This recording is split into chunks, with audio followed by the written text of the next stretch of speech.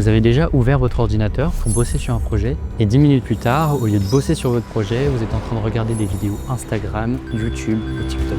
Diego, lui, voulait lancer un projet entrepreneurial depuis des mois. Il finit par arrêter, abandonner et remettre ce projet à plus tard. Encore une fois, c'est un désastre. Et ce schéma ne s'est pas passé qu'une seule fois, il n'arrête pas de se reproduire. Encore et encore. Vous avez déjà eu la flemme avant de vous lancer dans quelque chose, même une tâche quotidienne? Évidemment. C'est une question con. Mais est-ce que vous avez souvent cette sensation de repousser ces actions à plus tard, au lendemain ou surlendemain? Cette sensation, c'est la procrastination. En 2013, des IRM fonctionnels menés à l'UCLA montrent que penser au nous-mêmes d'aujourd'hui active certaines zones, tandis que penser à son futur soi active les mêmes zones que lorsque l'on pense à un inconnu. Résultat, quand on remet à plus tard, c'est comme si on donnait cette tâche à un inconnu, au futur nous qui sera capable de gérer ça. Sauf qu'en fin de compte, ton futur toi, dès qu'il sera face à cette même situation, il fera la même chose que celui d'aujourd'hui. Il ne le fera jamais, il remettra toujours à plus tard. Maintenant, si on se base sur la définition de la procrastination, c'est juste l'habitude de repousser sans cesse des actions difficiles, désagréables ou ennuyeuses, même en sachant que ça aura des conséquences négatives. Nous sommes déjà au courant que ce que nous repoussons aujourd'hui aura des impacts négatifs sur le nous de plus tard. Nous sommes définitivement coincés face à ce phénomène problématique.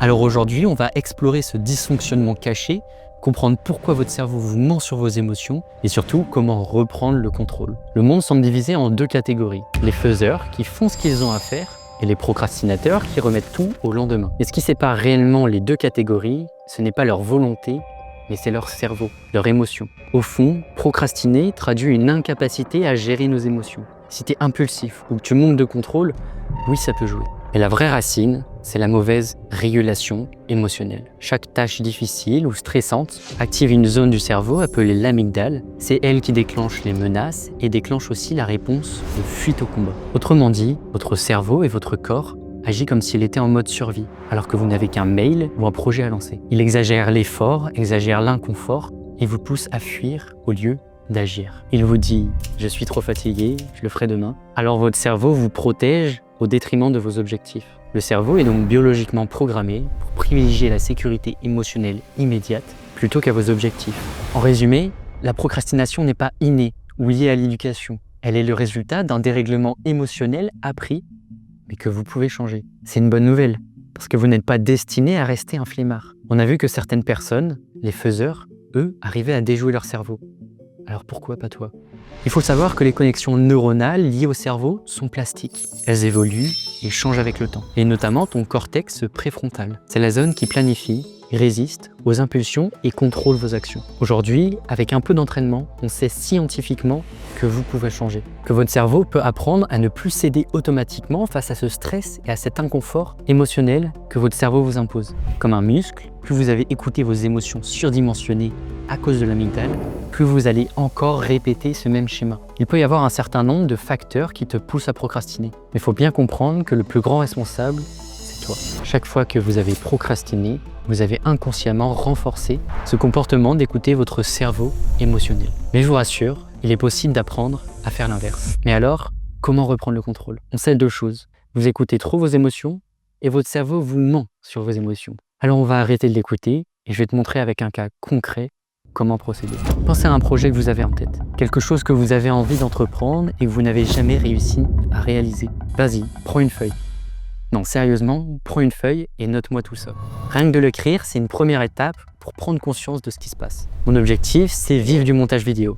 Je l'ai clarifié en disant que je veux atteindre un SMIC en un mois. Et je me suis fixé une date précise, le 1er janvier, pour le mois de décembre, j'aurai gagné mon SMIC. Pour que votre cerveau émotionnel ne puisse pas vous mentir sur votre avancement, il faut suivre un plan structuré. Première étape, c'est de bâtir un plan solide. Chaque action qui permet de mener à ce projet, à cet objectif, doit être décrit précisément. De mon côté, j'ai établi un projet précis, écrit avec des objectifs clairs. Et je me suis fixé des dates butoirs chaque semaine pour atteindre ces objectifs. Si vous savez quoi faire à chaque étape, vous n'aurez même pas à mobiliser votre cortex préfrontal pour savoir quelle est la prochaine action à faire. Il vous suffira d'appliquer ce même plan sans même réfléchir.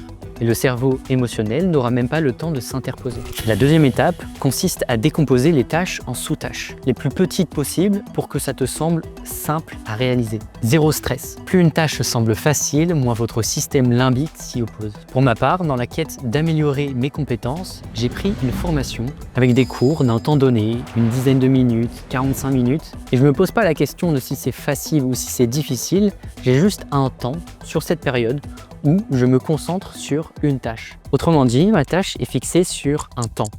Je vais consacrer tel temps à ce projet. Par exemple, je sais que pour me vendre, je dois créer un portfolio, ce qui implique de réaliser des vidéos de qualité. Mais pour y parvenir, on s'en rend pas compte, mais il y a un travail monstre. Le simple fait de me dire « je dois créer des vidéos », c'est une tâche stressante. Alors que si je la divise en plusieurs étapes, storytelling, tournage, montage, ajout de motion, chaque tâche en elle-même devient moins stressante et mon objectif avance. À chaque étape cochée, le cerveau libère de la dopamine. Votre esprit commence à percevoir le projet comme faisable, votre énergie augmentera et votre motivation également. L'action entraîne la motivation et non l'inverse. Troisième étape, avant votre session de travail, donnez-vous un objectif clair. Parmi les sous-tâches que vous avez définies, prenez-en une seule. L'objectif est de clarifier au maximum les choses pour que votre cerveau ne pense jamais « c'est trop dur pour moi ». Si c'est chiffrable, votre cerveau ne pourra pas vous mentir. Il ne pourra pas vous faire croire que vous avez fait assez alors que vous êtes loin de l'objectif. Et inversement, si vous ne pensez ne pas avoir assez fait, vous aurez la preuve que non.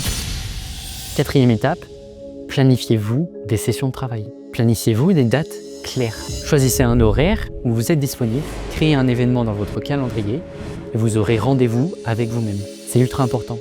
Surtout au début, lorsque vous changez totalement votre quotidien et que vous voulez changer radicalement. Si vous arrivez à vous imposer un choix radical entre l'ennui et le travail, votre cerveau choisira automatiquement de travailler. C'est comme ça. Rien n'est plus désagréable pour le cerveau que l'ennui pur, sans téléphone et sans distraction. À l'heure prévue, éloignez votre téléphone et vous aurez déjà fait la moitié du travail. Cinquième étape, commencez bordel.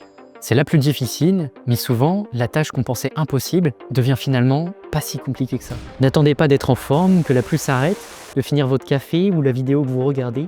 Dès que l'heure que vous vous étiez fixée arrive, arrêtez tout et travaillez. Sixième étape, ne faites pas plusieurs choses en même temps. Le multitâche est contre-productif. C'est prouvé scientifiquement. Faire plusieurs choses à la fois diminue vos fonctions cognitives, baisse la productivité et favorise la procrastination.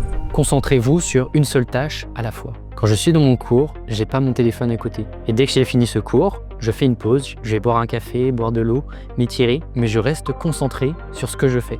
Et je pense que c'est une belle clé. Chacun a sa manière de travailler, mais dans la majorité des cas, faire des pauses régulièrement est bénéfique. Huitième et dernière étape, récompensez-vous. Prenez le temps d'être satisfait, de savourer le travail que vous avez fait, et votre cerveau comprendra que la productivité mène au plaisir. Et il favorisera cette connexion, le lien entre dopamine et travail. Et surtout, prenez du plaisir dans ce que vous faites. Il y a une citation qui dit « La satisfaction se trouve dans le devoir accompli ». Alors durant ce processus, votre cerveau émotionnel vous mettra constamment à l'épreuve. Il fera surgir toutes les pensées dissuasives auxquelles il est habitué, car vous l'avez appris à privilégier le plaisir instantané. Mais son bonheur, à lui, n'est pas le vôtre. Lui se limite à l'instantané, pendant que vous avez des objectifs qui ne se réalisent pas.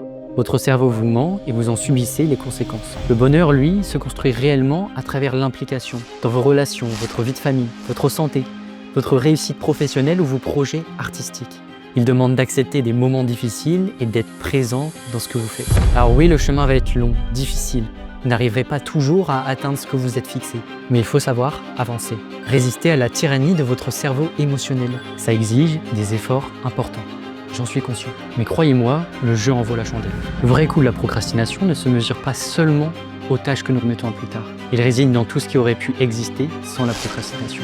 Vous pouvez rendre un dossier à temps, mais si votre motivation dépend uniquement d'une échéance, vous ne saurez accomplir uniquement des choses que par des dates. Or, la plupart des choses essentielles dans votre vie n'ont pour seule date limite que celle de la fin de votre existence. C'était Corentin, merci de m'avoir écouté, à la prochaine.